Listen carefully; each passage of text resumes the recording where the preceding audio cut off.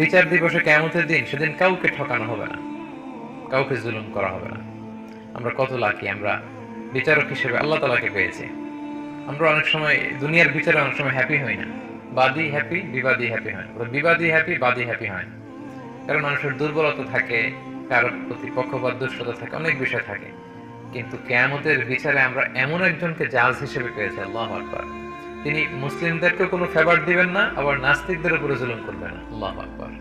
কাফির, নাস্তিক, মুশরিক, অবিশ্বাসী, পৌত্তলিক, তাদের প্রতি এক বিন্দু জুলুম আল্লাহ করবে না। এমন না যে আমরা আল্লাহকে ডেকেছি, আল্লাহর ইবাদত করেছি, তো আমাদেরকে তিনি অনেক ফেভার দিয়ে দিবেন, যা দেয় তাই দিবেন।